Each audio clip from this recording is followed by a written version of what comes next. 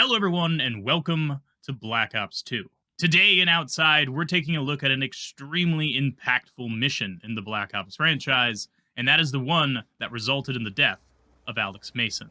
And as always, of course, with our use of no-clip, we'll be able to take a look at those out-of-bound spaces, animations, and just the entire mission from a completely different perspective. This mission, Suffer With Me, starts off in Panama, inside of a suburb, just before the 1989 invasion. You play as Sergeant Frank Woods, exiting his Humvee just behind Alex Mason.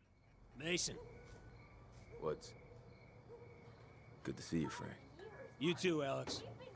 And this house that we're approaching is occupied by McKnight, an ally that helps us later on in the mission and gives us what we need to go after our main objective, a man named Noriega.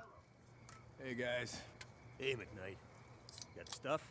Yeah, grab the sports bag in the shed.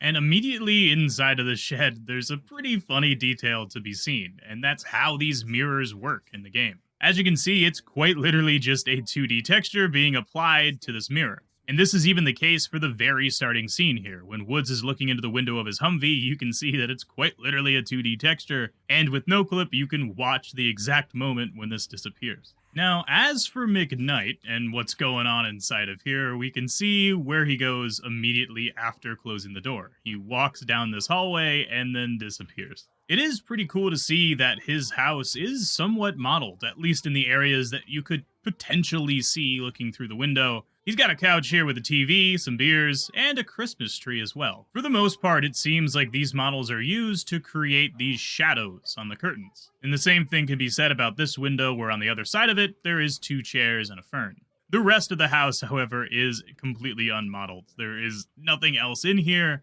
However, it does have a bunch of rooms.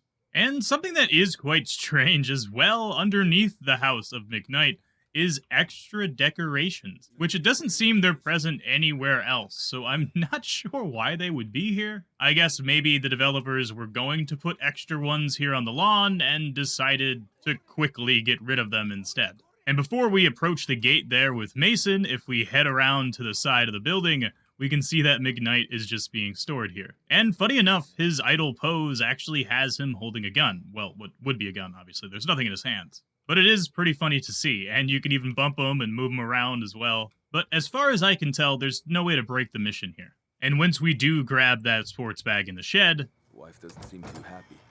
You didn't tell her about the invasion, did you? No. Seems like I'm the only one who didn't. Heard it from Jacob's wife, and Steve's, and Bill's. Can you imagine how that made me look? We're finally able to no-clip, which immediately gets us a look at our headless Frank Woods. But it also allows us to take a look at this neighborhood, which currently there's not a lot going on in it. However, it is very important to note that it seems like McKnight is not the only US soldier living here at the moment. And it's most likely the case that Woods is living here as well as Mason and his son somewhere in one of these buildings. As for the neighborhood itself, at one end there's this sort of curved road with a couple of houses and a whole bunch of trees. And on the other end, if we fly on over to it, well, we can see that there's a bit of a T intersection. To the right, there's basically nothing except a truck that's stored out of bounds. And I believe this is the truck from the intro that you'd see drive past you. But other than that, there is not a ton going on here. There's nothing inside of any one of these houses, of course. Although that would be cool, they definitely don't have an interior. Although something that took me a while to realize, the mailboxes have names. Presumably the names of the United States soldiers that are living there. This one here is Bowie, Malaya D, Delgado, although there's a crossed out Fontanilla? That's strange. There's a Jackson, and lastly, Madden, because EA Sports. It's in the game. I imagine these are just little Easter eggs left behind by the developers, and I'm not entirely sure if there's any references being made here. Especially this one with the crossed-off font Anilla. Like, surely there's a reason that a developer made this model. Although I don't exactly know who Delgado would be. But as you approach the gate to leave the backyard of McKnight's house, you can hear some voices on the other side of the fence. These being the voices of some teenagers that probably live near the neighborhood that don't exactly like the presence of the United States in their country. And flying towards the front ahead of time, sadly, there is none of them here. There's no writing on the side of Mason's car, however, you can hear the spray paint going off.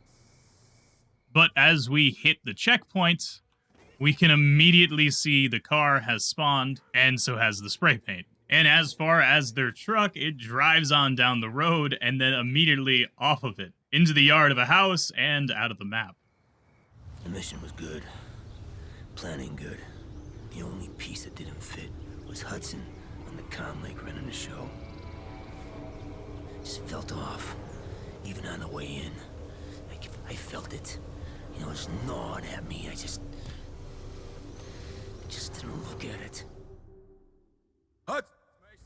Bombing's begun ahead of schedule. Someone you want to tell us? 10 seconds out. Hudson, do you copy? No response. Continue as planned. And immediately we're thrusted into the invasion. The next day, with the Navy SEALs on a rib boat.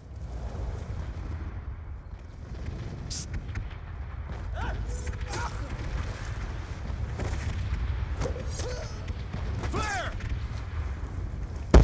You know what they say? You're gonna fuck up, get it out of the way early! Immediately as we make contact, a firefight starts, with a whole bunch of Panama soldiers trying to stop us as we make entry to the compound. And this does give us some time to take a quick look at the area of the map we've seen so far, which is mainly just this beachhead, conveniently placed right next to the airfield. Although right here is a building where multiple of the enemy AI hopped out of the window, and we can see that there is indeed an interior here, which makes sense considering that you could see inside of it while they're hopping through the window.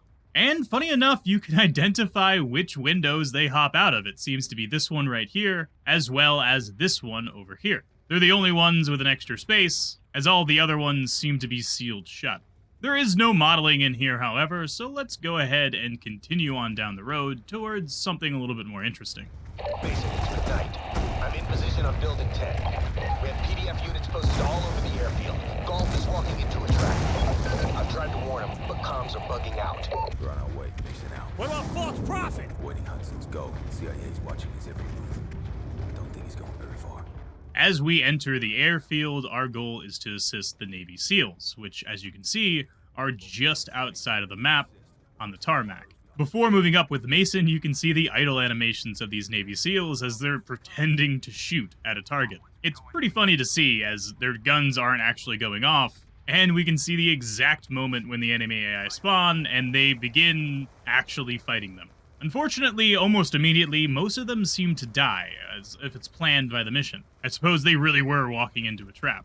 And if you don't kill the guys on the roof in time, the only one that survives is the one that pushes up to the door. That really doesn't look like a door from this angle. But what is also interesting is where McKnight is, because as you heard earlier, he's on top of some Building 10. And he is firing on these enemy AI to try and save you. We can easily see that the shots are coming from the top window here of this building, and inside of it, unfortunately, there is no McKnight. It's simply just a flash of light that's playing, and of course a bullet is spawning and flying through the air. But I suppose this is our Building 10, which doesn't really have much of an interior, just some layers of textures here for each one of the floors. But other than this one little room where McKnight is supposed to be, that's about it. As for the other buildings here, there's one that's on fire, which does have a little bit more modeling going on with it, considering that there's destroyed sections of the building that you can see from inside the map. And there's also this little parking garage here, which is kind of cool to see. Although there's not a lot of detail to it, there is still some of these gates here that let you inside the garage. And a staircase as well at the back, although there aren't any stairs. And ahead of time inside of the hangar, although this wouldn't be seen until Mason goes up to the skylight, we can see some enemy AI spawned ahead of time. And I can come in here and kill them all to make this a whole lot easier for us. And what is also interesting is the fact that you're most certainly not meant to be in here, as multiple of these doorways lead out to rooms that most certainly do not have textures on the walls. But not only that, the ceiling above us doesn't have textures either, and that is the area of the map that you play in. But it is pretty cool still to experience some of these spaces. None of these boxes seem to have anything inside of them, or collision for that matter. But flying on back up to the roof here, let's go ahead and join Mason on the skylight. Open it up and jump on down. PDF right below us. Mason, there's no one below us. They're all dead. And it's really strange, actually, coming in here without taking any fire. Although, it is funny to see which AI are just spawned by triggers, as there are a few of them that will now spawn in since we're here. And extra Navy SEALs as well will spawn in and start entering the hangar, which these Navy SEALs here seem to enter this back room, go to the corner, and then disappear, with one of them even out here just running into a wall. Damn it, Suarez. I guess you missed the mission briefing. But moving on up now with Mason, we see Noriega's plane and a whole bunch more enemy AI as well. But after it gets destroyed by the Navy SEALs in a watchtower nearby, those SEALs run out of the map and despawn. And as we move up, we finally get contact with Hudson. Mason, it's Hudson. Where the hell have you been? We have confirmation on location of false prophet. Adelina Hotel, room 225, move to secure. Hudson out. He tells us that false prophet is inside of Adelina Hotel, room 225, conveniently placed just next to the airfield. But before moving out there, let's just take a look at some details here, as this airfield is pretty cool to look at, and the runway is quite large, with multiple hangars along it. Although there's nothing inside of these hangars, we can see that there are paratroopers being used here, this time supposed to be American soldiers, although as you get close, you can see that they're just 2D textures, just like they were in Modern Warfare 3, although I would say probably even worse. They don't seem to have any kind of color to them, they're just black, and honestly, it's pretty hard to make out the definition of a person hanging onto that parachute. They sort of look like little ants. You do get to see that the runway lights are simply just strobes that do follow the player. As you get really close to them, you can actually move them around. This is of course because they are two-dimensional. They don't emit light in all directions, so they always face the player. And this does seem to be true for even these that have a model for them. As you can see the actual strobe itself, you can get to exit that model and float around your head. And as for the hangar, there is a couple hidden rooms, although there's not a lot going on inside of it, it's just a supply closet. It could be the case that this was going to be one of those access rooms, and they decided to cut it off, as there's even an extra room right here with a floating coffee machine. Oh, and there's some intel. Nice. But what is sort of interesting about these access rooms is you can enter them with no clip, and you can activate the door from the other side, seeing the equipment spawn in front of you. And beyond the airfield, we can see there are some extra buildings in the distance, along with a little pier out here as well. Just as we've seen before in many other missions, some of these are just 2D textures floating out here, and the others are extremely low poly, typically only having one texture assigned to them, even for the roof. But nonetheless, it is pretty cool still to see this, and also these plane models as they go into the distance, becoming smaller and smaller. Their size quite literally shrinks, creating an illusion that they're getting super far away when they're really not getting all that distant. And it's also quite interesting to note, here I do not have God mode on, it's currently God is off. It seems to be the case that you cannot die by fall damage in this mission, or at the very least on recruit. I'm not sure why this would be. Perhaps they were worried about some weirdness going on over here with dropping in from the skylight. But yeah, even if I fall from a ridiculously high distance, still not enough damage to kill me. But alright, let's go ahead, move on over to the hotel here, and see what's going on. So first of all, we do have a pool here, which it's quite strange to me that they put a barrier on this. I guess they didn't want you jumping in it. But with some no clip, of course, we can see that you can swim in here just fine. Although you get trapped under the barriers, and I suppose you would drown here. Just sort of a weird detail to exclude. And lastly, we have the motel, which does have multiple rooms open. And these rooms, funny enough, have a very interesting Easter egg on the wall. The little blood shadow that we've seen a bunch in Black Ops 1, some could call him the Shadow Man. He is all over the zombies maps in Black Ops 1, and it's really cool to see him here. I'm not sure why he would be here, but to me, it seems the only reason that they would have done this is as an Easter egg for those who love zombies. But one thing I am sure about, if we head on into Noriega's room ahead of time, we can see that he does not exist here. Nor do his bodyguards, actually. There's no one here at all. And if we go up to the door, we can hit the trigger from the other side, immediately being teleported through it. And with a little bit of no clip, we can see the scene from a very different perspective.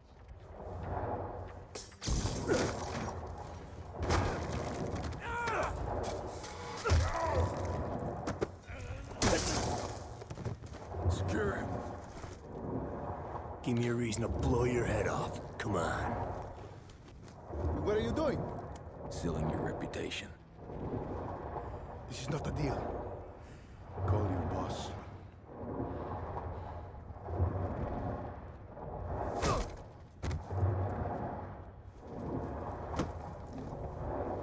Put your ass in a chair. Hudson, it's Mason.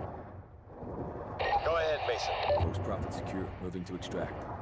No, negative. Stand by for new tasking. Objective False Prophet has intel on a priority Nexus target. Escort him as PC to alternate location for prisoner exchange. More to follow. Precious cargo, my ass. Nexus target? Who's more important than this asshole? I don't like it either, but let's just get this done. We're burning too much time. Even if there's people in the CIA. Fucking Kravchenko. Remember what he said in Afghanistan? There's something else going on here, Woods. The mission was snatch and grab. Then fucking Hudson gets on the radio. Says that Noriega is not the mission.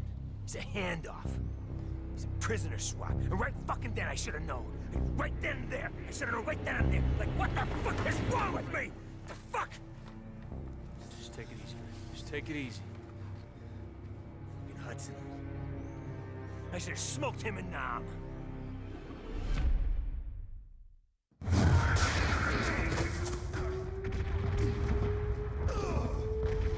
Bastards don't treat civvies any better than in Nicaragua.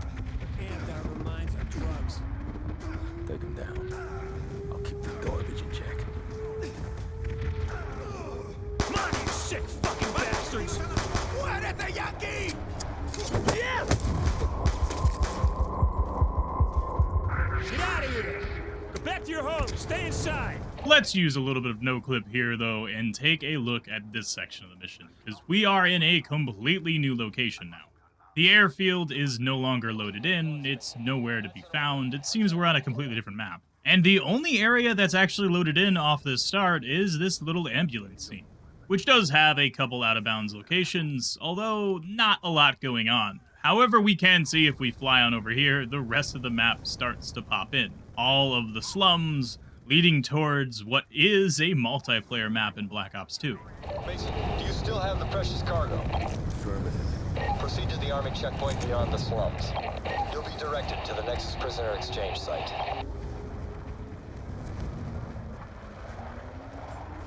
The slums are a war zone. I must be allowed to protect myself, huh? Give me a weapon. Give him what he wants, Mason. That's an order. Hudson out. Oh, damn it. What are you doing? You asked for a weapon. You didn't say anything about ammo. Better for all of us if no one recognizes you. Now, move! And after giving Noriega a weapon, we breach a door, moving through into the slums, where, as Noriega said himself, it is a war zone, with the United States forces pushing in against the Panama army. During this part of the mission, you don't have to stay with Mason. You can kind of just explore the area as you want and make it through however you see fit. So that allows us to do that exact thing and take a look at some of these rooms that the enemy AI are shooting out of, as well as some of these AI that are using some RPDs, it looks like. And funny enough, unlike Modern Warfare, it seems that the models as well as the use icon are accurate. Although, when you shoot the gun, it sounds a lot like the Saw did from Modern Warfare. And as for the map itself, there are a few out-of-bounds spaces, these alleyways that just sort of lead out of the map, and as you can see, they're not exactly well modeled. As we turn the corner, there is just nothingness. Although, what is really cool is these little APCs that we have. Well, if we no-clip inside of these, they do have a fully modeled interior, fit with danger signs, a US flag, and some radio equipment. And something scratched into the back door here killed them all. What is quite interesting, if we do no-clip all the way to the end, we can drop out of no-clip and see Mason spawn out of thin air.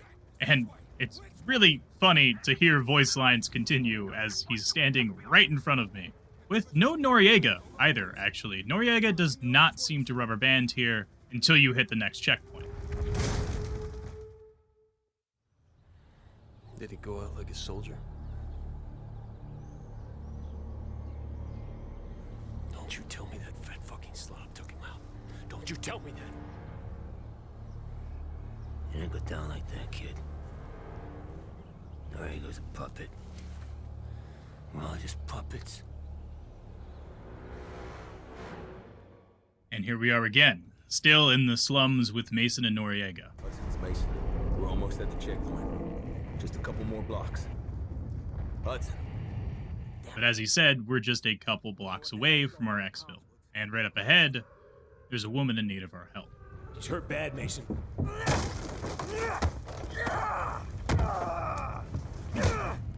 Which, looks like there was also somebody waiting for us there around the corner as well. Shit!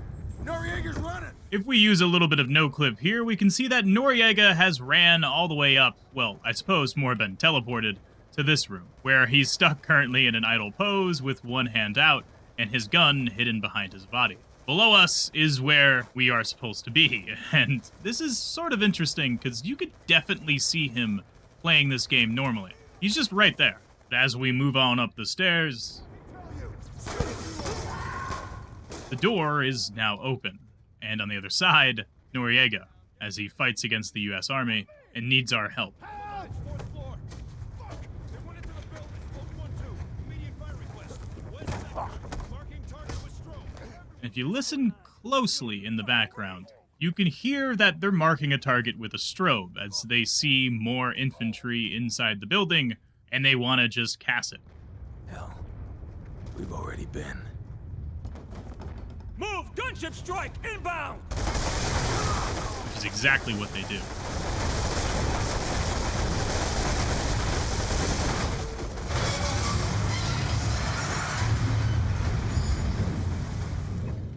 During this section of the mission, that gunship is always fixed on you, which means even if I go outside the map, the bullets will start raining down on top of me. And as you can see, they come from absolutely nowhere. There is no gunship, they're just spawning out of the sky.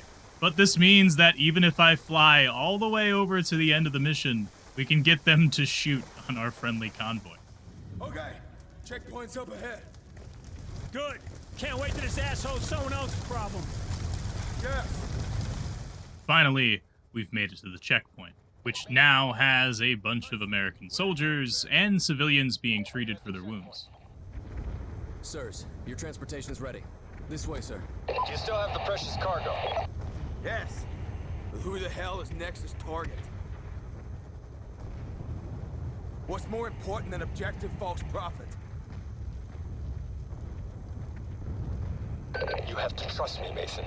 You have to. Hudson out. I may have questioned orders, but I never questioned motives. You take care of your unit, you get you guys home safe. Roger that, Frank. That's not how it is. Chain of command's fucked. I'm a soldier.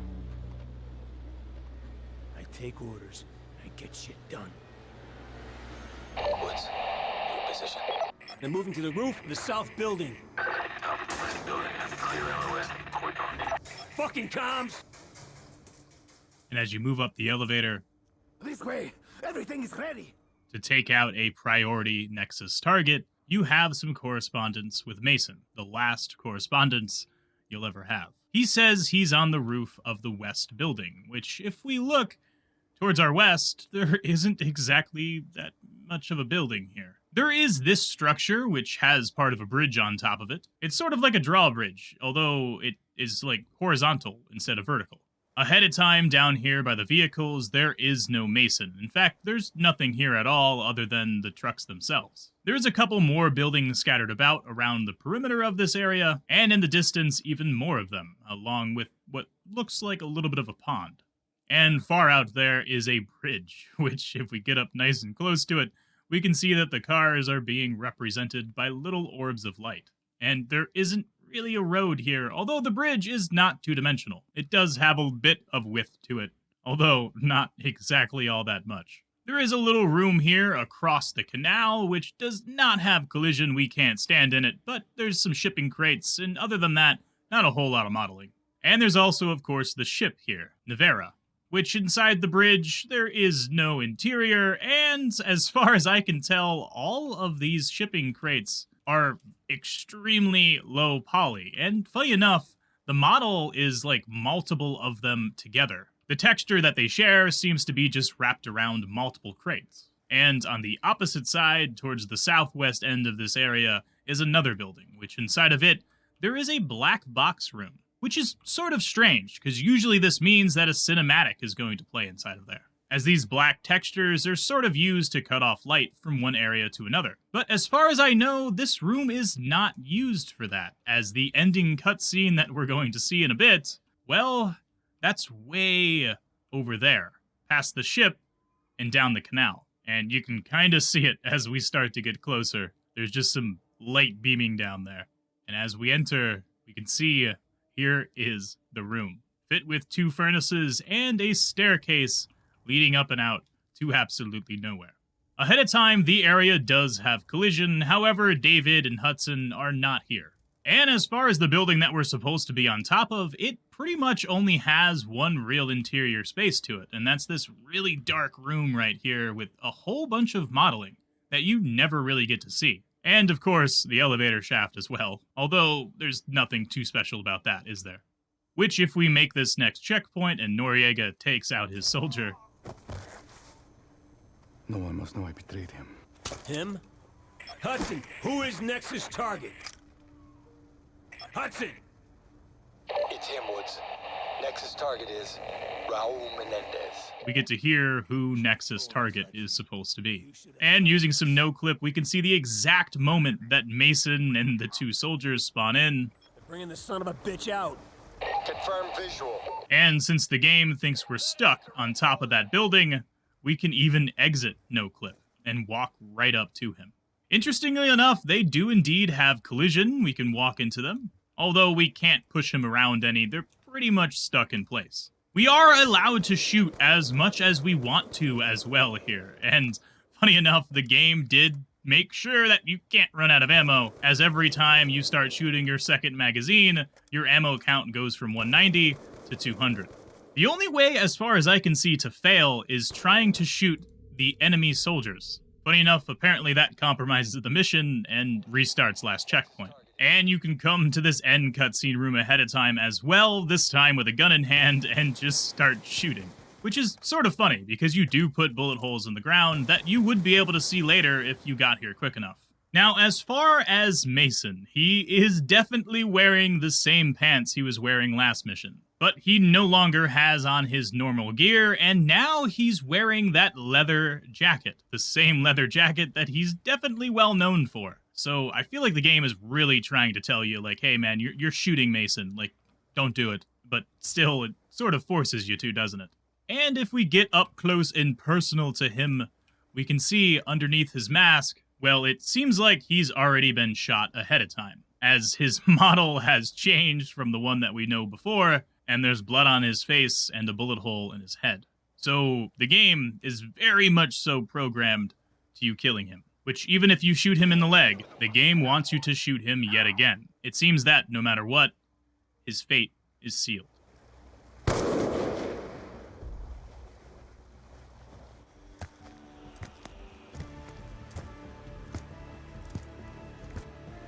What are you looking so smug about?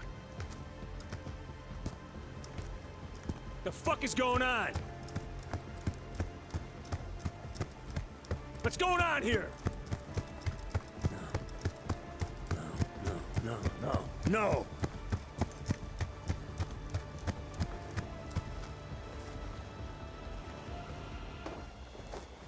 Mason!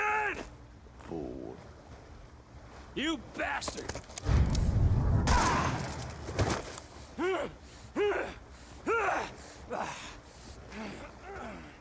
Menendez!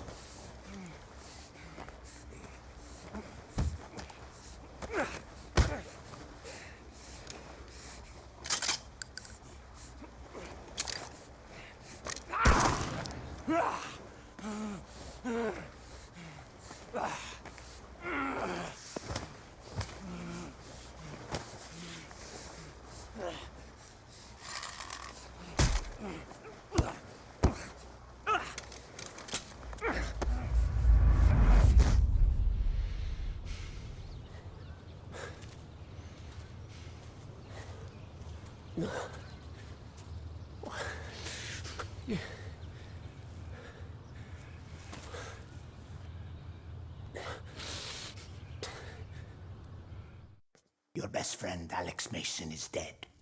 By your own hand. Do you understand why? He was gonna kill David. Because you must suffer, as I have suffered. Now one more must die. You, Woods, or David. Make a decision now, or in 10 seconds you're all dead. Woods, I can't. I have 2 kids. They... Fuck! Okay, Me! Do it! Do it!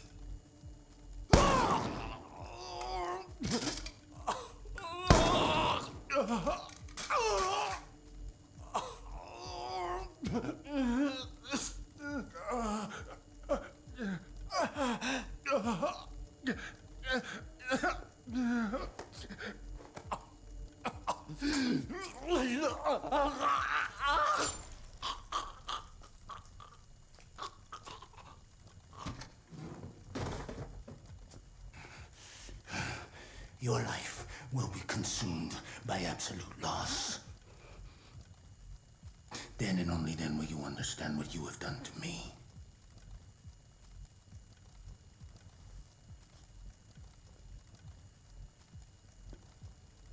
I would not kill you, boy. Not like Woods. You will suffer with me. And then one day, you will see this pendant again. And you will remember everything you saw and felt tonight. You will remember all the years of anger and pain. And when you do, David, please, come to me.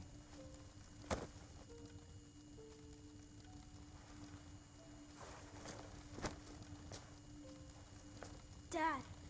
No! Dad!